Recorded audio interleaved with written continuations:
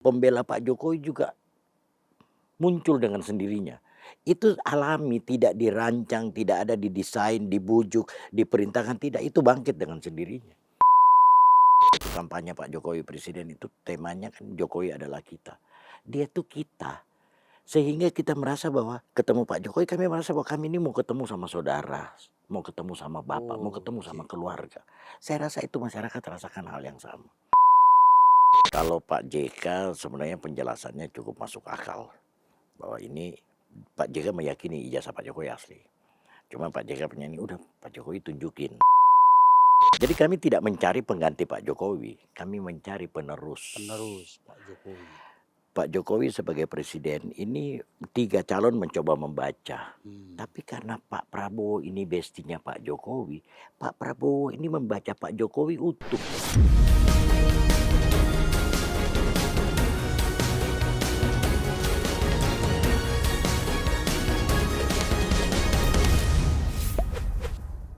Selamat malam pemirsa cumi-cumi.com dimanapun berada. Kita lagi-lagi ada di special interview. Dan hari ini tamu kita sangat spesial. Beliau ini jarang muncul di ruang publik ya, terutama untuk bicara di media. Tapi kalau kalian nanti ketemu ngobrol, nah kalian tahu siapa orang ini. Ini lumayan kaliber kalau di dunia politik kita sekarang, tapi gak banyak ngomong, lebih kalem ikut Pak Jokowi. Ini Bang Uce Gustaf Pati. Selamat malam. Inilah pendiri Bara JP dulu. Salah satu pendiri Bara JP. Salah satu pendiri Bara JP. Lantas juga inisiator terbentuknya Rumah Juang Relawan Jokowi untuk mendukung Prabowo Gibran pada waktu itu. Jadi Rumah Juang Relawan Jokowi dan PSI untuk Prabowo Gibran. Berarti abang ada di relawan itu, tapi partai PSI juga ikut? Ikut, biarpun saya bukan orang partai. Bukan orang partai. Tidak masuk di PSI. Tidak masuk di PSI. Tapi disuruh masuk Golkar. Enggak juga.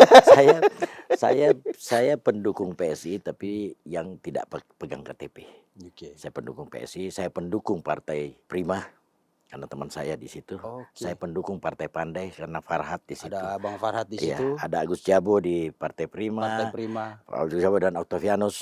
Setelah itu di PSI ada Kaisang dan Raja Juli. Di Pandai ini cuma ada Farhad. Jadi saya mendukung partai teman-teman. Jadi abang ini multi partai. Iya, multi partai. Tapi yang paling penting kenapa saya ajak Bang Uce aja saya. Uce ya, saya panggil Om Uce. Bang dong. Saya panggil Bang Uce aja ya. Kenapa saya ajak ngobrol ke sini? Karena di tengah begitu banyak keriuhan di negeri ini Bang. Mulai dari isu makar, MBG, kritiknya yang kita kalau dengar kuping kita jadi budak juga. Ya kan? Banyak isu yang luar biasa. Tapi dari setiap banyak isu itu Bang, saya melihat kok arah-arahnya selalu ke Solo. Apa-apa ke Solo gitu.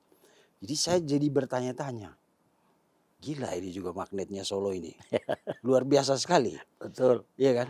Betul. Artinya untuk sekarang secara struktural dia bukan siapa-siapa. Ya kan? Ya. Bukan berarti dia bukan siapa-siapa ya Bang. Secara struktural. Pak Jokowi itu udah bukan siapa-siapa. Bukan tokoh formal. Iya, tapi hampir semua isu ditarik ke sana. Korupsi, KPK, ijazah, kemarin harga BBM, isu oligarki, WUS, semua. Terus dinasti politik. Iya, saya jadi pikir Pak Jokowi ini kayak dewa ya. Iya. Jadi semua urusan di Indonesia ini tidak ada yang nggak ada namanya Pak Jokowi. Tidak ada yang tidak terkait. Iya. Ada apa ini Pak? Ya makasih ya Vincent, terima kasih sudah undang ke sini. Ini studio agak misterius kelihatannya. Woi bahaya nih, indigo juga Bang. Bukan rada sejuk, agak misterius ini teman. Jadi untuk saya itu begini, tidak ada sepertinya untuk saat ini tokoh di Republik ini yang punya kaliber seperti Pak Jokowi. Vincent, kalau kau mau mendadak viral, kau mau mendadak terkenal, senggol aja segala sesuatu tentang Pak Jokowi. Apa saja kau senggol tentang Pak Jokowi kau mendadak viral. Nah, ini sesuatu yang orang tidak bisa tiru, orang tidak bisa duplikat. Originalnya beliau itu seperti itu. Jadi kalau bagi kami jalan yang benar itu udah follow the master. Masternya itu Pak Jokowi. Nah, yang lain bagaimana supaya mendapat panggung, mendapat pemberitaan, melawan Oke, supaya naik namanya. naik nama. Pak Jokowi ini betul-betul orang yang sangat-sangat menarik. Original banget. Iya. Saya punya teman bang, jadi dia bilang dia ke Solo. Teman saya itu lawyer bang. Oke. Dia bilang dia ke Solo sama istrinya. Karena Pak Jokowi tahu dia sering di TV untuk urusan-urusan ijazah dan lain-lain itu kan. Lalu Pak Jokowi itu karena tahu istrinya kayak pingin banget foto sama Yeah. Pak Jokowi panggil foto. Udah foto cakep bang. Tapi begitu masih di momen yang sama, begitu masyarakat pada berebutan foto, istrinya berebutan lagi bang. Nggak puas. Iya, kata teman saya itu, Mak kamu gimana sih malu-maluin? Tapi dia bilang apa bang? Pak Jokowi itu, Sen, lu kalau ketemu, apa ya? Kayak magis aja gitu. Ya. Sekali lu ketemu, pingin banget deket. Ada kayak lu seperti diserap aja gitu, masuk ke auranya dia. Iya, jadi seperti kita terperangkap dalam labirin yang kita nggak bisa kabur. Ya kan? Nah, pilihannya pada waktu itu, kalau kita memang berangkat dengan niat jelek, ya kita jadi ya orang-orang seperti yang banyak diberitakan pada saat ini. Tetapi pada saat yang sama orang yang belain beliau juga lebih banyak lagi.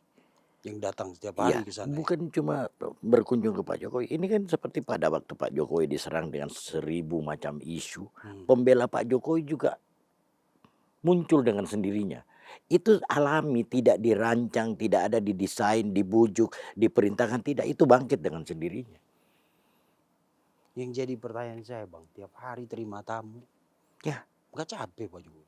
Katanya dari pagi sampai sore. 2 kali, 2 termin Pak Jokowi ya. Jadi ada 2 sesi, pagi sampai siang, Bapak istirahat, setelah itu siang sampai sore. Tetapi ya kan beliau ini memang sangat-sangat merakyat. Itu 2014 kan kita pada waktu kampanye Pak Jokowi presiden itu temanya kan Jokowi adalah kita. Dia tuh kita. Sehingga kita merasa bahwa pada waktu kadang-kadang kami juga ngantri ketemu Pak Jokowi, kami merasa bahwa kami ini mau ketemu sama saudara, mau ketemu sama bapak, mau ketemu sama keluarga. Saya rasa itu masyarakat rasakan hal yang sama. Makanya orang sampai sekarang dari mana-mana. Yang luar biasanya kan bahwa ini pasca Pak Jokowi menjadi presiden dan begitu banyak hujatan ke beliau, ini masyarakat nggak terpengaruh. Bukan cuma dari Solo kan, dari luar negeri datang. Apakah itu bisa di-set up? Nggak bisa. Jadi apa yang Bang Uce lihat dari situ? Selain karisma secara personal. Ketulusan. Jadi ketemu beliau itu yang tadi temannya Vincent bilang bahwa kita seperti terperangkap dalam aura seorang yang betul-betul baik hati.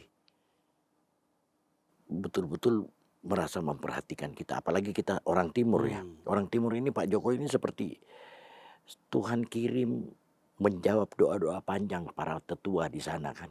Mudah-mudahan kita punya daerah dibangun, mudah-mudahan kita punya daerah dibangun. Pak Jokowi datang. Dia bangun kita punya daerah. Luar biasa. Saya ingat 69 tahun loh kita tuh anak tiri. Begitu Pak Jokowi datang 2014 kita dimanusiakan, dirangkul, kita menjadi anak kandung Ibu Pertiwi. Bangga untuk saya. Pembangunan sama juga Vincent. Iya, nggak main-main. Labuan Bajo yang dulu bandaranya cuma pesawat capung, sekarang bandara internasional. Iya, bisa dari pesawat besar kan.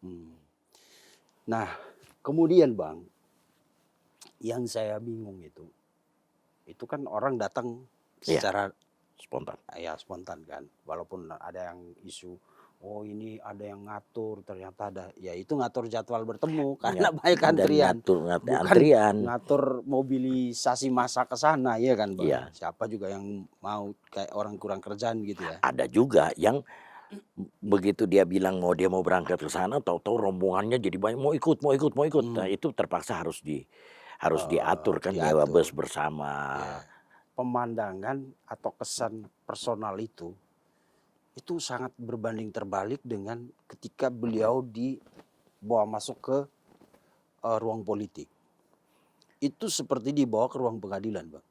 Ya, jadi permasalahannya begini, apakah itu mengganggu Pak Jokowi?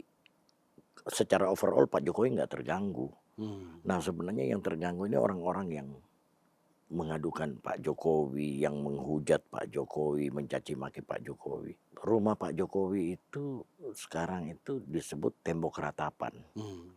Tapi percaya Vincent, pada akhirnya Pak Jokowi tetap punya tembok, ratapannya punya mereka yang Wadah, yang ini apa, keren, ini ya keren. Jadi yang menghujat Pak Jokowi selama ini. Pak Jokowi punya tembok, Tetap temboknya punya Pak Jokowi, ratapannya punya punya mereka. mereka. Wis, keren. Ini pujangga, Bang. Tapi lanjut, Bang. Kenapa ya orang hampir semua hal di dalam politik itu yang disalahkan Pak Jokowi? Itu tadi saya bilang ya, kalau kita mau mencari tokoh yang pada saat ini berada di luar pemerintah, yang punya magnet luar biasa besar, Yeah.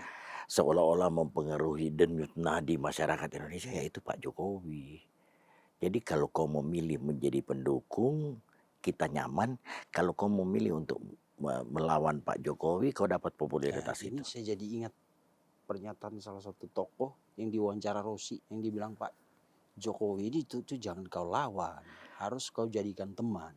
Yusuf Sepuh, Bang. Wanandi ya kalau Yusuf tidak salah. Wanandi. Iya, Pak Yusuf Wanandi. Iya kan? Benar itu, Bang. Bener, kalau kita ngelawan kecuali kita punya target jangka pendek, jadi Hmm. populer. Tapi kalau jangka panjang, percaya, Kalau meratap, serius untuk menjatuhkan, meratap. iya, seperti kata Pak Hasan, Pak Iya. Jokowi itu selalu menang sebelum perang. Ah, Kayak itu pujangga semua ini yang itu ngomong. itu Memang ngomong Pak Jokowi penghambat. harus pakai bahasa Ya, pujangga kali ya. karena kadang-kadang beliau kita kehabisan definisi tentang orang ini. Hmm. Biarpun orang mau bilang seperti saya ini fanatis Pak Jokowi. Ya, karena saya rasakan Hmm. pembangunan Pak Jokowi di kawasannya kita, di Iya, kawasan betul. timur Indonesia. Sesuatu yang abai dilakukan oleh. Nyata ya, Bang. Nah, jadi yang tadi kita sempat cerita, tidak ada itu, kita tidak berbicara tentang 3T saja. Terluar, terdepan, tertinggal, terabaikan. Terabaikan Sebenarnya kita di timur kita. Indonesia dan daerah-daerah terluar itu terabaikan. Pak Jokowi dia ngambil alih itu. Dia tarik, dia angkat kita punya beban, dia bangun negerinya kita. Hmm. Apa kita tidak berterima kasih? Berterima kasih. Oke. Dan berarti untuk kita legasi dia banyak sekali. Betul. Gitu. Tapi yang disinggung misalnya teman-teman seperti Said Didu yang selalu disinggung itu utangnya lah. Mungkin Pak Said Didu perlu pakai kalkulator yang benar. Coba aja dihitung yang ini, yang benar. Utang itu sejatinya secara kuantiti itu memperbaiki Republik ini atau tidak? Jalan tol, infrastruktur yang ini kan itu real loh, itu kelihatan. Yeah. Ya kan hasilnya itu kelihatan. Itu kita tinggal gitu, Bang. Kembali ke suasana politik tadi. Kalau kita lihat kan dari sejak Pak Prabowo dilantik, bahkan dari zaman kampanye, ada upaya yang akhirnya kemudian semua orang bisa membaca bahwa ini upaya untuk memisahkan Pak Prabowo dan Pak Jokowi. Ya. Kalau teman-teman di sekitar relawan tuh ngerasain itu gak, Bang? Ya, upaya-upaya itu ada. Tetapi kami tidak terlalu khawatir dengan hal itu ya. Kami clear banget bahwa Pak Jokowi dan Pak Prabowo ini lebih dari sekedar teman. Mereka berdua ini bestie. Bestie sudah klik. Pak Prabowo nyaman dengan Pak Jokowi nyaman dengan Pak Prabowo. Satu, saya mau cerita tentang mereka berdua nih, tokoh utama bangsa berdua ini. Pada waktu selesai kampanye di 2019, Pak Jokowi menangkan kontestasi Pilpres. Pak Jokowi ngajak Pak Prabowo bergabung dalam tim. Itu butuh kerendahan hati seorang Joko Widodo mengajak lawannya untuk bergabung dalam tim. Dia pemenang. Ya. Pada waktu Pak Prabowo menerima ajakan itu untuk bergabung dalam tim, butuh kerendahan hati seorang Prabowo Subianto. Saat dua tokoh utama bangsa bersatu, kita lolos dari COVID loh, Vincent.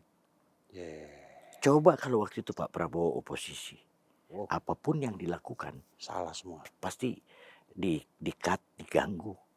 Tapi kan tidak. Jadi Tuhan tuh sayang sekali negeri kita. Begitu Pak Jokowi mengajak Pak Prabowo menerima karena panggilan untuk mengabdi bagi nusa dan bangsa kan. Nah kita lolos dari COVID, tapi negeri ini nggak tahu seperti apa pasca Dan COVID. itu yang orang bilang Pak Jokowi itu strategi dan langkah politiknya nggak ada dalam teori. Tidak ada dalam teori, insting, betul-betul insting. Sebagai anak yang pernah dibesarkan di pinggir kali dan rumahnya digusur, dinamika yang ada di masyarakat, dinamika hidup itu Pak Jokowi ngalami. Jadi penderitaan masyarakat itu Pak Jokowi pahami betul. Pak Jokowi berpengalaman menjadi presiden 2014-2019. Sehingga pada waktu mengajak Pak Prabowo, kenegarawanannya sudah keluar dengan pemahaman mendasar sejak dari level yang paling rendah. Dan Pak Prabowo digerakkan oleh Tuhan, digerakkan oleh nasionalisme menerima ajakan itu. Kita lolos dari COVID. Saya tidak pernah tidak bersyukur atas Ini itu. saya baru dengar analisa seperti ini. Om. Selama ini kan kenapa orang kita lolos dari COVID, orang selalu bilang karena Pak Jokowi strike. Oke lah itu masih peran. Ya, Tapi benar juga ya. itu faktor. Kita nggak bisa bayangkan kalau pada saat COVID itu terjadi, dua kubu ini masih pecah. Iya. Dan Pak Prabowo termasuk yang paling awal iya. memotong anggaran dan yang terbesar kan anggaran Kemhan pada waktu itu. Jadi kalau orang mencoba memecah belah Pak Jokowi dengan Pak Prabowo, saya rasa orang ini nggak sadar sejarah bahwa ini keputusan dua tokoh itu menyelamatkan Republik ini. Gak bisa dibayangkan kalau waktu itu Pak Prabowo ada di luar Iya, sistem. Iya Pak, jadi menjadi oposisi. Iya. Apapun yang dilakukan oleh pemerintah kemungkinan diganggu kan. Zaman COVID pula. Iya, zaman COVID. Saat semua orang nafasnya di sini. Iya. Nah ini orang-orang yang coba ganggu itu lupa sejarah, tidak berterima kasih bahwa dua tokoh ini masih bersatu sampai sekarang untuk mengawal pembangunan negeri ini. Pak Jokowi dari luar, Pak Prabowo di dalam. Pada waktu 2014, waktu itu Pak Jokowi sudah tidak lagi bisa menjadi calon, biarpun kami waktu itu masih bicara 3 periode. Nah Pak Jokowi tidak bisa menjadi calon, akhirnya kami mencoba melihat siapa. Sudah ada 3 tokoh kan yang kadang-kadang Pak Prabowo, Pak Ganjar, Pak Anies. Kami melihat visi. Kami melihat visi dan sebagai relawan dari Indonesia Timur saya berkepentingan pembangunan di Indonesia Timur tetap berlanjut. Jadi kami tidak mencari pengganti Pak Jokowi, kami mencari penerus. Penerus Pak Jokowi.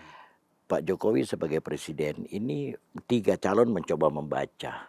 Tapi karena Pak Prabowo ini bestinya Pak Jokowi, Pak Prabowo ini membaca Pak Jokowi utuh. Oke. Dan itu tidak bisa dilakukan Ganjar. Pertama Ganjar itu tidak punya otoritas, dia bukan ketua umum partai. Anies juga sama, bukan ketua umum partai. Itu yang membedakan. Itu refleksi dari pengalaman Pak Jokowi sendiri kayaknya. Betul.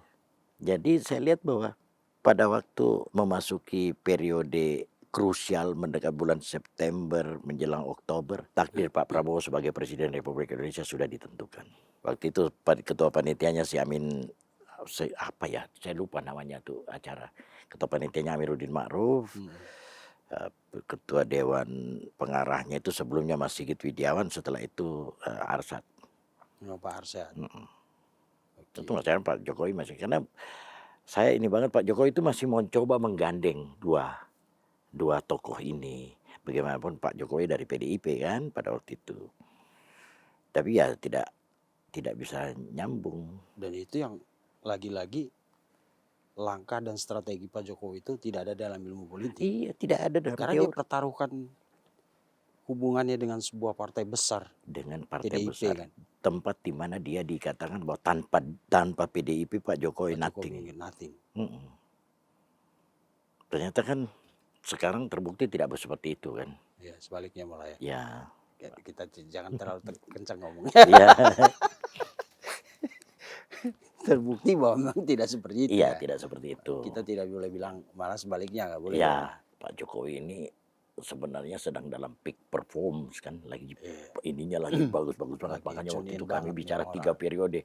Pak Jokowi sebagai calon presiden, Pak Prabowo sebagai wakil presiden sebagai calon. Itu kami saya si Kodari, ada Janus Frans, terus Habib Kribo. Oh, Habib Kribo, Iya, ini kan ya. barisan 3 periode ini. Tapi akhirnya memutuskan udahlah kita cari penerus gitu ya. Iya, kita mencari penerus, kita tidak mencari pengganti Pak Jokowi. Oke, lalu Bang, ini kan yang saya agak bingung ya Bang. Pak Jokowi itu kan pensiun sebagai presiden yang tidak punya partai, Iya, ya kan? Nah, sementara politik di Indonesia itu awal dari mendapatkan kekuatan itu adalah partai, ya kan? Walaupun banyak sosok yang punya karisma mungkin kayak Ahok dan lain-lain iya, atau Pak Jokowi gitu. Kalau tanpa partai kan karena kita kan menganut sistem ini. Lu kalau mau maju ya harus punya kendaraan, iya, harus punya ya kendaraan, kan? harus punya perahu. Nah, kemudian kan sekarang orang bertanya gitu. Bagaimana nasib kekuatan politik Pak Jokowi ke depan ke 2029 termasuk Mas Gibran yang sampai sekarang belum punya partai gitu, Bang. Kalau Mas Gibran kita bicarakan nanti. Tapi kalau Pak Jokowi, justru beliau kuat karena tanpa partai. Oh, jadi dia kayak libero gitu ya, Iya, bebas mainnya. manusia bebas karena Manusia kan merdeka. pendukungnya ada di lintas partai. Kalau beliau masuk ke salah satu partai, agak kagok untuk pendukung yang ada di partai lain. Oke. Dulu Pak Jokowi, saat ini kalau Pak Jokowi masuk ke satu partai pasti jadi pimpinan partai. Entah di pembina atau di pengurus. Tidak seperti dulu. Kalau dulu di PDIP kan Pak Jokowi itu anggota biasa. Kita tuh relawan bisa terima. Baik yang di partai lain maupun yang non partai. Tapi kalau Oh, sekarang Pak kalau Jokowi masuk partai dan jadi menjadi, pimpinan. ini problem Oh, untuk teman-teman. Saya ngomong sama Bapak pada waktu itu, saya sempat seperti agak menekannya. Saya bilang, kalau Bapak masuk kami evaluasi sikap kami. Maksudnya kami mesti belajar lagi nih bagaimana memandang Pak Jokowi. Ya menerima orang Iya, iya, dari partai yang mungkin secara subjektif ataupun objektif kita nggak suka misalnya ya. iya. Jadi Misalnya tiba-tiba saya masuk PKS gitu. itu kan agak ini kita, Mhm. bukan berarti partai PKS tidak bagus ya, tapi Iya, selama ini memang kita berseberangan berseberangan kan, terus. berseberangan dengan PKS. Dan Jadi kalau umpamanya kayak begitu memang agak sakit kepala jadinya kami kan. Biarpun saya percaya kalau langkah itu diambil oleh Pak Jokowi pasti udahlah, saya ini 65 tahun, saya seusia sama beliau. Saya yakin banget ini seperti fanatis buta, tapi ya memang kenyataannya kayak gitu. Pak Jokowi ngambil langkah apa, saya yakin Pak Jokowi benar. Biarpun kadang-kadang kami mengkritik tapi lewat belakang, lewat ini ya. Umumnya beliau tindakannya benar. apa itu yang pertimbangan dari Bang Uce seperti itu tadi yang membuat kayaknya ada keengganan entah dari partainya atau dari Pak Jokowinya untuk masuk dalam struktur resmi PSI. Karena kan gitu, lagi-lagi ini di luar teori politik Pak Jokowi ini. Dia mau bekerja all out untuk PSI, tapi nggak masuk dalam struktur. Ya kalau seandainya begini, dia mendukung suatu partai karena dia berada di dalam, itu normal.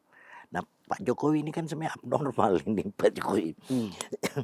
Pak Jokowi sebagai individu non partai tetapi mampu melakukan hal-hal yang lintas partai, ya, yang tidak bisa dilakukan oleh partai secara satu partai atau dua partai. Pak Jokowi mampu. Jadi Pak Jokowi ini sebenarnya tidak membutuhkan atribut itu untuk berbuat. Katakanlah Pak Jokowi berjanji bahwa akan membantu PSI, tidak PSI. membutuhkan atribut sebagai pengurus PSI. Oke. Ya kan? Soalnya kan nanti kelihatannya sama aja dengan salah satu partai yang bapak sama anak jadi pembina, ini kurang, bagi kami kurang bagus. Ya. Kurang bagus kan. Jadi nanti semakin melegitimasi pernyataan orang dinasti politik itu ya. Iya, apalagi kan sebenarnya PSI itu kan didirikan oleh Bung Jeffrey Giovanni. Iya. Terus posisinya Bung Jeffrey sebagai pendiri di mana? Seandainya Pak Jokowi menjadi tokoh kunci di situ. Biarpun sebenarnya istilahnya nih partai ini Jeffrey itu udah ngasih nih Pak, terserah mau dibikin apa oleh para pendiri PSI itu, partai itu seperti dipasrahkan, diatur oleh Pak Jokowi. Tapi ya Pak Jokowi pasti berpikir lebih jauh lah. Dan itulah yang membuat saya kagum, Om. Pak Jokowi itu setelah turun dari kursi kepresidenan, dia punya loh power untuk memegang satu partai. Ya, Bahkan kalau pada waktu itu Pak Jokowi bicara bahwa partai Super TBK sebelum diadop oleh PSI, kami siap-siap dukung. Bara JP, Projo, ada berapa relawan itu siap bertransformasi menjadi partai untuk mengakomodir partai Super TBK-nya Pak Jokowi. Pak Jokowi itu dari cerita yang tadi kita sampaikan, bagaimana masyarakat sampai sekarang masih begitu antusias untuk bertemu beliau, mengagumi, terlepas dari banyak hujatan di luar sana lah, itu Iya, kan mungkin segelintir orang, cuman kalau istilah tadi ada Bang Den itu, mereka itu lebih dekat dengan mikrofon, jadi iya, suaranya lebih kencang. iya, Ya sementara yang banyak dikeliling itu kan jauh dari iya. mikrofon. Jadi nah, dia kan punya kekuatan besar, maksudnya pengaruhnya lumayan besar. Dia punya power lah Iya. gitu. Bisa punya potensi sebenarnya ini bisa untuk ambil partai besar atau jadi pimpinan di salah satu partai besar gitu loh. Ya, Nah, kemudian orang bertanya, ini Pak Jokowi yang nggak mau atau semua partai itu tidak mau Pak Jokowi masuk ke ada beberapa partai yang sangat berharap Pak Jokowi masuk, tetapi seperti kami relawan itu banyak yang memberi masukan ke beliau, Hmm, "Pak, udah Pak, Bapak seperti ini ajalah, kami lebih nyaman." oke. Ya kan, karena teman-teman dari partai yang berbeda tetap bisa Oh bikin beliau menjadi patron. iya, Kalau beliau sudah bergabung di salah satu partai agak kagok. kepentingan Masa politiknya pasti saya beda. dari partai A saya mendukung pimpinan partai B, Iya, kayaknya diskusinya ke iya, sana. jadi agak kagok Iya, ini.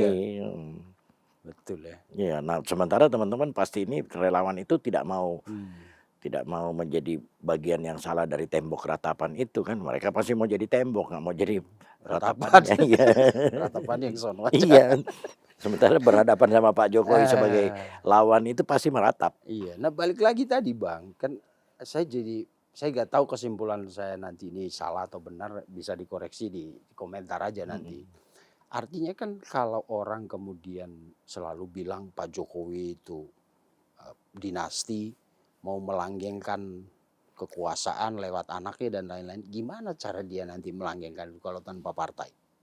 Berarti tuduhan itu Iya, salah dong. iya, jadi begini Vincent. Iya kan, kalau mau melanggengkan harusnya dia Iya segera dong, begitu semua turun, dipersiapkan. gua ambil nih Golkar, Iya, Bahlil lu pindah, gue di iya, situ ya kan, bahasa itu kita. dipersiapkan seperti itu Iya, kan.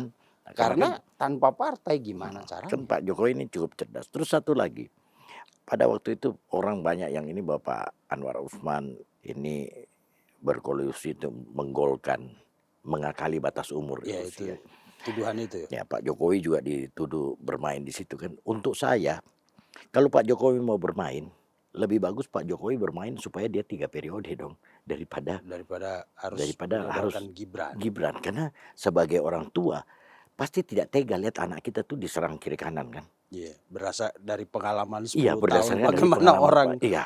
menghakimi kita di mana-mana gitu Ini ya. kan seperti kita pasang, "Nih anak gua lu sembelih nih." Hmm, Ya kan, pas sebagai orang tua pasti Pak Jokowi tidak mau. Tapi kan Pak Jokowi tidak lakukan itu.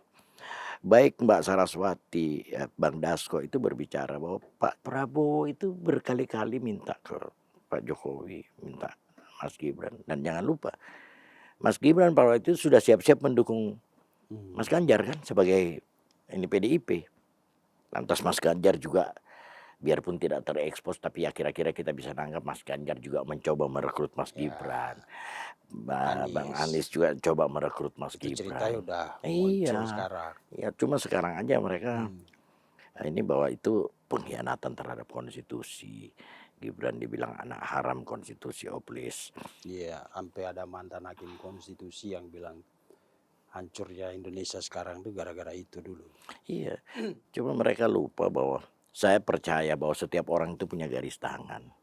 Pak JK punya garis tangan sampai saat ini Pak JK itu 2 kali wakil presiden. Jarang loh orang seperti Iya, bisa iya. sampai 2 kali wakil presiden. Nah kalau Said Didu mentoknya di mana, Abraham Samad mentoknya di mana, Refli Harun siapa Roy Suryo mentoknya di mana, kita tahu bahwa batasnya memang cuma di situ. Nah bagaimana supaya sedikit melebihi ekspektasi ya berteriaklah di ini kan di mikrofon seperti Iya, iya, ya iya, iya.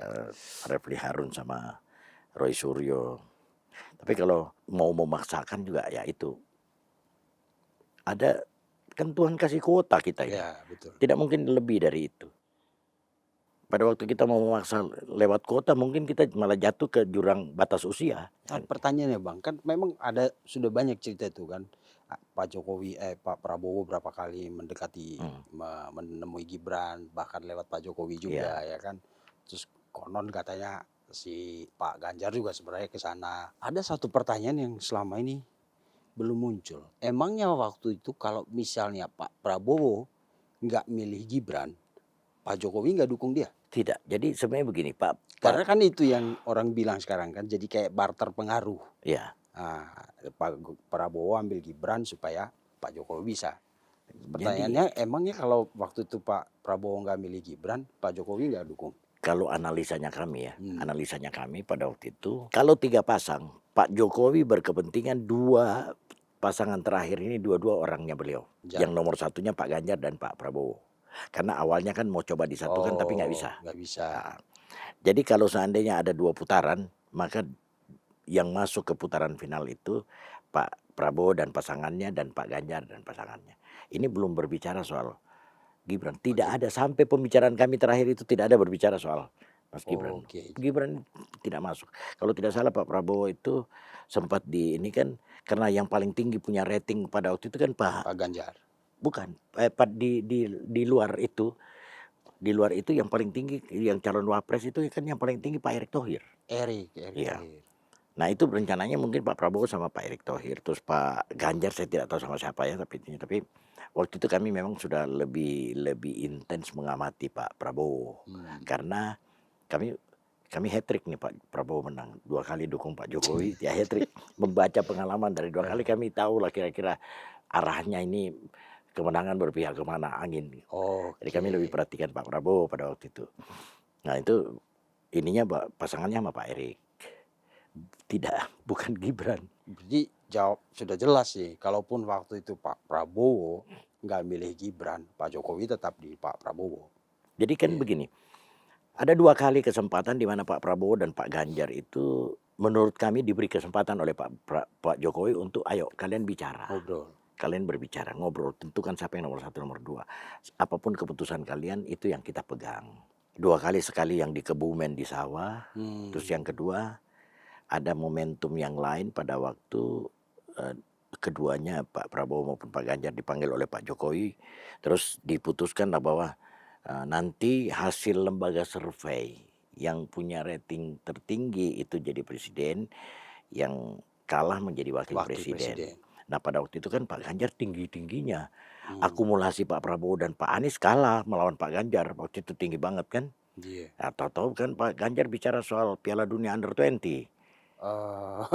Iya jadi menolak kedatangan tim Israel gitu ya. Itu kan sebenarnya Pak Ganjar menentukan takdirnya. Yang punya peluang bisa cukup besar untuk jadi presiden tiba-tiba jungkir kan, hasil nomor 3 malah. Pada waktu itu ini paling tinggi. Betul. Dan di hasil survei yang ada di Republik ini kan, kalau seandainya lembaga-lembaga survei yang besar itu sudah mengeluarkan hasil surveinya, umumnya kan tidak meleset. Waktu itu Pak Ganjar paling tinggi. Oke, itu pertanyaan saya konteksnya 2024. Kalau nanti Pak Prabowo tidak lagi menggandeng Gibran, karena kan ngeri gosokan ini Om. Ya kan kita tahu lah siapa yang didorong gitu kan. Karena menurut Ray Rangkuti waktu itu semua yang mau muncul sekarang itu cuma mau rebut runner up doang jadi wakil presiden. Karena posisinya Prabowo masih terlalu kuat untuk dicarikan sosok penggantinya gitu. Menurut survei lagi-lagi. Nah, ini kan banyak nih. Ya kan. Bahkan konon katanya orang-orang di sekitar Pak Prabowo pun ikut menarik-narik nih, sini aja kayak kalau bahasa kita, bahasa pasar nih Om ya, sini aja gitu. Jadi ada tarik menarik lah ini. Nah kemudian kan jadi pertanyaan lagi, kalau nanti Pak Prabowo tidak menggandeng Gibran di 2029, apakah Pak Jokowi masih mendukung Pak Prabowo? Kemungkinan itu ada. Biarpun bagi saya itu tipis banget. peluang bahwa Pak Prabowo tidak menggandeng Menggandeng Gibran. Gibran. Saya bulan Februari saya dipanggil oleh Pak Wapres ke istana. Saya baru duduk, Pak Wapres langsung bicara sama saya. Pak Prabowo harus 2 periode. Ini yang nanti diterjemahkan, ini udah dirancang semua di ini. Jadi Padahal itu pertimbangan politik berdasarkan realita ya, selama 1,5 tahun berjalan kan. itu Pak Wapres bicara begitu sama saya ya. Pak Wapres tidak berbicara soal dirinya, bicara paket ini tidak, dia tidak. Pak Wapres baru cuma bicara bahwa Pak Prabowo harus 2 periode. Pada waktu Mas Gibran ditempatkan sebagai wakil presiden, Mas Gibran itu sebenarnya sudah siap dengan semua situasi. Biarpun keyakinan saya, jika periode kedua Pak Prabowo maju periode kedua, pasangannya pasti Gibran. Seandainya bukan, itu berarti Pak Prabowo nggak maju. Pak Prabowo saya berkeyakinan hanya akan maju di periode kedua kalau pasangannya tetap Gibran. Wah, ini bisa jadi multitafsir loh. Tidak, untuk saya begini. Apa artinya coba? Yang paling tepat untuk mendampingi Pak Prabowo sampai berakhir masa jabatan, kita berdoa mudah-mudahan Pak Prabowo diberi kesehatan prima supaya bisa tetap memimpin bangsa ini dengan baik, itu Mas Gibran. Kenapa? Yakin? Ada jarak. Pak Prabowo ini lahir dari kelas yang berbeda dengan Pak Jokowi kan. Menjangkau masyarakat kecil ini tidak, Pak Prabowo tidak, tetap ada jarak.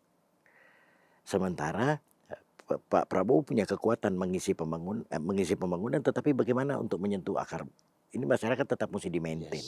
Yang bisa lakukan itu di Republik ini saat itu ya cuma di tokoh nasional ya, Pak Prabowo dan Pak Jokowi dan keluarganya. Ada beberapa daerah juga Pak KDM, Bu Serli, Cuanda, tapi di tingkat nasional, tokoh pemimpinan nasional ya Pak Jokowi dan keluarganya. Ini mesti nyambung. Saya nggak tahu, makanya ada penugasan ke Mas Wapres ke Papua, ke IKN. Ya. Bahkan kan rencananya Jabodetabek plus itu mau dibikin jadi kawasan khusus karena ibu kota pindah ke IKN kan. Nah, itu juga nanti ini oleh Pak Mas Wapres. Tetapi sebenarnya ini kan Pak Prabowo melatih Mas Gibran. Oke, sama seperti ketika Pak Jokowi membawa Pak Prabowo dulu ya. Walaupun dia di Kemhan datang ke persawahan. Iya, apa urusannya katanya. Pak Jimli sampai bilang, apa urusannya mainan ke sawah? Iya kan? Iya. Padahal ya itu tadi langkahnya Pak Jokowi itu di luar teori politik. Iya. Jadi kalau Pak Jokowi ini, kalau kita bermain catur dengan Pak Jokowi, semua ininya tuh kuda, tidak ada pion, tidak ada benteng, tidak ada, ya semua itu kuda, tidak bisa diduga udah. Iya, nggak bisa dihalangi empat sana. Nggak bisa. Gitu ya. Oke, jadi ini menarik sih Om. Jadi selama ini kan orang bilang kalaupun 2 periode itu karena kontrak politik Pak Jokowi dengan Pak Prabowo, ya kan? Kalaupun Gibran dan Pak Prabowo dan Mas Wapres 2 periode itu karena kontrak politik, itu kan tuduhan orang-orang oposan. Penjelasan Bang Uce tadi menarik banget. Karena ini ada pertemuan 2 strata sosial lah, boleh kita bilang begitu ya. Jadi Pak Prabowo di lingkungan elitis, sementara Gibran di akar rumput. Waktu Natal, coba yang bagi perben ke anak-anak itu siapa juga? Jadi kayak sinterklas gitu kan. Itu emang hanya bisa dilakukan secara natural oleh orang-orang yang memang pernah merasakan hidup di pantas abang ini betah sekali di Solo ilmunya banyak jadinya. Iya, karena kan orang selalu berpikir secara makro Bang. Jadi kayak memang seperti itu adanya gitu. Misalnya kenapa harus 2 periode ya karena konsekuensi kontrak politik katanya. Tapi jawaban abang kan jawaban reflektif. Iya kan? Prabowo itu bisa jadi refleksi dari cerminan dari orang-orang kelas menengah ke atas. Kalangan menengah ke atas dan kalangan yang bekerja ini. Yang menerima manfaat ke masyarakat bawah ini kan mesti di-maintain. Nah ini ranahnya Pak Wapres. Makanya kemarin ke Kupang. Masuk ke pesantren-pesantren. terus ini bencana. Itu kan pembagian tugas dengan Pak Prabowo, dan Pak Prabowo memang menugaskan Mas Wapres untuk lakukan itu kan. Nah, jangan lupa Mas Wapres ini punya rasa hormat besar ke Pak Prabowo. Untuk Mas Wapres itu Pak Prabowo bukan sekedar presiden tapi juga bapaknya, ya Betul. kan? Dan Mas Wapres menempatkan diri sebagai pembantu presiden. Yang dia bilang highlight nggak usah ke saya lah. Iya. Gitu. Biarkan Ya, Pak Presiden. Iya. Itu apakah itu bagian dari strategi kampanye? Untuk saya tidak. Ini Gibran ini umur berapa sih? Ya kan, dia umur berapa, lantas yang dia lakukan terhadap Pak Prabowo itu lebih ini seorang anak ke bapak. Jadi Bang Uce tetap yakin terlepas dari berbagai polemik, pandangan, pendapat tentang Mas Wapres, tentang hubungan Pak Jokowi dengan Pak Prabowo, Bang Uce tetap yakin pasangan idealnya Pak Prabowo itu adalah Ya. Dan itu pasangan yang pasti menang. dijamin halal nih. Pasangan yang pasti menang. Terus Kenapa yakin sekali? iya, ada situasi di mana yang tadi saya ini, begitu kami membaca ketenangan Pak Jokowi, keyakinan itu lahir. Yang satu saya mau cerita lagi, Vincent, sampai saat ini Pak Jokowi itu tidak berbicara soal 2029. Udah fokus bantu pemerintah supaya program-program itu bisa berlangsung dengan baik. Iya. Itu nanti urusannya, itu nanti urusan ini politik nanti. Nah, Pak Jokowi, ketenangan beliau menghadapi pada waktu orang lain sudah mau berbicara tentang suksesi, itu membuat kami juga jadi yakin. Nah, udah tenang aja. Ini paket menang punya ini.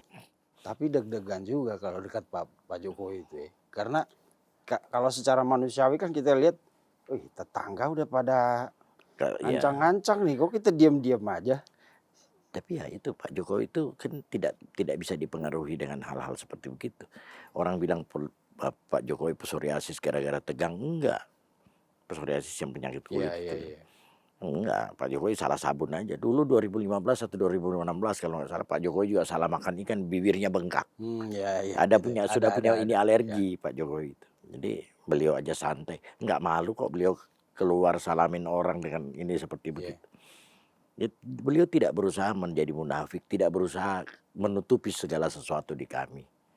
Itu untuk saya. Dan itu juga saya yakin membuat Pak Prabowo nyaman. Luar biasa. Susah ya Bang, ilmu politik begitu ya. Nah, itu jadi sekali lagi Pak Jokowi ini jangan menafsir Pak Jokowi. Jangan, nikmati aja. Mencoba mempelajari beliau, kita sakit kepala, tidak ada dalam teori, udah nikmati aja lah. Sama kayak kita lihat Messi. Messi jangan dipelajari, jangan berpikir bagaimana cara menghadang dia, enggak, udah nikmati, dia mau cetak gol kemana terserah lah, kita nikmati aja permainannya. Begitu juga Pak Jokowi. Kan kalau kultivasi, kalau seandainya kita kultivasi ini sudah di level sumber, jadi kebetulan namanya sumber ya, inti dari semua kultivasi di level tertinggi itu Pak Jokowi sudah di situ. Saya rasa Pak Jokowi tidak berpikir pun, geraknya pun seperti membawa aura berbeda loh Pak Jokowi. Jadi setiap, bahkan orang bilang gerakan jarinya aja seperti kode. Iya. Nah, kadang-kadang orang berusaha untuk menafsir itu kan. Pak Jokowi ini artinya ini. Padahal beda. Iya, sakit kepala lah. Pak Jokowi ini kan tipikal sebenarnya seperti supir bajai. Kita nggak pernah tahu Pak Jokowi ini mau lurus, mau ke kiri atau mau ke kanan. Cuma Pak Jokowi sama Tuhan yang tahu. Ya kan tiba-tiba belok, Kayak bajai. Tapi selalu ngambil yang benar. Jadi paling betul adalah nempel beliau. Jadi beliau belok, kita juga ikut belok. Jadi, kayak begitu. Gampang kok ini.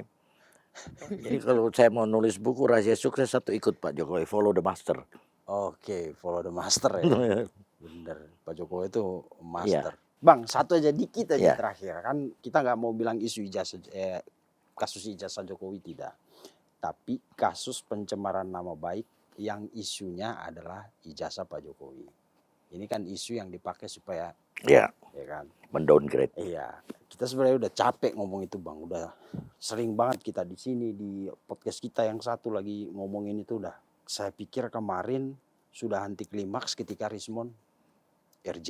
Ya. Selesai ini perkara, saya bilang kan. Karena kan kita bisa lihat polanya, kayaknya Rismon ini, tonggaknya barang ini. Begitu dia cabut mestinya runtuh semua. Muncul lagi isu baru. Dan Pak JK pun sampai ditarik ke situ. Kalau abang dari dari orang yang begitu dekat sama Pak Jokowi, ya kan, dan tadi saya lihat ada Salah satu dari sekian banyak ya, orang yang dekat dengan ada beliau. serapan-serapan ilmunya dari Ya. jawabannya itu kan, yang saya tidak banyak yang saya tidak sangka jawaban-jawaban abang itu. Melihat isu yang terakhir ini apa bang? Jadi begini. Bahkan Pak JK terakhir kan bilang ya selesaikanlah perkara ini. Pak Jokowi tunjukkan ijazahnya, dan hari ini kayaknya Pak Jokowi udah jawab itu. Kalau dia menyerahkan semuanya ke proses hukum. Dan Pak Jokowi bilang apa? Kan yang menuduh yang harusnya membuktikan, kayak gitu. Ya itu kan di sistem hukum kita ya. Saya lihat bahwa begini, kalau Pak JK sebenarnya penjelasannya cukup masuk akal. Bahwa ini Pak JK meyakini ijazah Pak Jokowi asli. Cuma Pak JK punya ini udah Pak Jokowi tunjukin. Oh. Tapi memang waktu itu kan kami sempat bertanya-tanya, apakah dengan Pak Jokowi nunjukin ijazahnya Selesai. ini persoalan selesai? Kan tidak juga. Betul. Ya juga. Jadi kami setuju Pak Jokowi nggak perlu nunjukin ijazah Pak Jokowi, karena yang berhak meminta itu adalah aparat perangkat yang terlibat dalam pemilihan seperti KPU, Betul. partai politik, terus pihak kepolisiannya. Kalau yang lain tidak perlu. Jadi saya tidak mau ini kan menarik Pak JK dalam situ, tapi untuk saya sebenarnya ini beberapa pihak ini tinggal napas-napas terakhir. Sebentar lagi sujud syukur. Sampai sekarang mereka itu merasa tenang karena merasa berpikir bahwa Pak Jokowi itu pemaaf, Pak Jokowi pasti memaafkan. Tapi kan teman-teman relawan ini sudah bertekad pada waktu itu kita sampaikan betul ke Pak Jokowi ini harus memberi efek jerah. Kalau tidak kasus ini berulang lagi. Dan kepastian hukum pastinya. Iya, kepastian hukum. Jadi harus memberi efek jerah. Tidak selalu juga Pak Jokowi itu ngambil keputusan bebas dari intervensi. Nah, tapi intervensi itu biasanya datang justru dari relawannya. Relawannya Pak Jokowi. Pak Jokowi kenal kami punya militansi. Pak Jokowi kenal kami punya loyalitas. Masukan dari kami itu berarti sekali untuk beliau. Oke, jadi intinya semua Pak Jokowi dan semua elemen yang selama ini mendukung dia menunggu proses ini berakhir di pengadilan. Ya, itu harus. Berapapun tersangkanya yang akan Berapapun tersangkanya. Karena kan di pihak mereka ini mereka sudah mainkan sampai at all cost. Nah, sekarang kami juga ini kan hal yang sama. Yeah. Berikut kami tagih dengan berikut bunganya. Oke, makasih Bang Uce, senang sekali. Nih kalau Bang Uce tiap bulan kesini kayak penonton saya jadi adem semua. Iya. Kan Pak Jokowi tipenya kayak begitu. Nah itu yang saya mau bilang, bahwa pemirsa memang benar kata orangnya, kenalilah orang dari teman-teman di sekitarnya. 1 jam ngobrol dengan Bang Uce, saya seperti ngobrol dengan separuh Pak Jokowi. Ya. Adem, tenang, jawabannya tidak banyak sekali yang tidak terduga, anti mainstream ya. Seperti Pak Jokowi yang langkah dan strateginya tidak ada di dalam ilmu politik. Tidak ada teorinya. Tidak ada teorinya. Itu yang namanya Jokowisme. Isme Jokowi, tapi juga Jokowi ismi. Oh, wih, ini pujangga lagi nih. Yeah. Jokowisme atau dulu yang ada Jokowi. Iya, Jokowi. Jokowisme itu artinya satu tatanan, satu ini baru, ilmu baru, atau kalau saya memilih Jokowi ismi. Jokowi itu saya. Jokowi adalah saya. Iya, apalagi untuk anak-anak timur itu emang Jokowi itu saya. Itulah kita. Kita gampang kita ini bahwa jawaban Tuhan atas doa-doa panjang kita punya tetua negeri Pak Jokowi. Ini semua kan pada waktu itu, pada waktu mereka berkeputusan bergabung dalam NKRI kan mereka berdoa mudah-mudahan negeri kita orang dibangun. Ya, Pak Jokowi datang Tuhan setelah 69 tahun. 69 tahun. Keren. Makanya orang-orang di sana bilang, kenapa masih ada undang-undang? Karena dua periode. Karena dibatasi kan. Kenapa masih ada undang-undang? Oke, terima kasih Bang Uce, senang sekali di tengah kesibukan beliau ini masih bolak-balik Jakarta, luar Jawa ya, Iya. luar pulau. Adalah Mencari penugasannya lah. sesuap nasi Sesuap songgok nasi. berlian. Songgok berlian. Terima kasih Bang Uce, pemirsa. Itulah obrolan kita. Closingnya seperti saya bilang tadi, kenalilah orang dari orang-orang di sekitar ya, dari teman-temannya ya. Saya walaupun belum pernah ketemu Pak Jokowi, selama ini cuma membaca, mendengar pernyataannya, tapi dengan ngobrol dengan Bang Uce, saya jadi tahu lebih dalam dikit tentang Pak Jokowi. Terima kasih Bang. Sama-sama. Oke, pemirsa, sampai jumpa di episode selanjutnya. Mantap. Pasti kita pengen kan ekspresi. Mengedepankan estetika Kan dokter sampaikan. jelas tadi mendengarkan.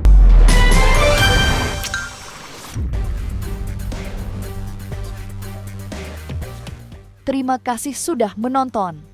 Jangan lupa like, komen, share, dan subscribe video cumi-cumi.com.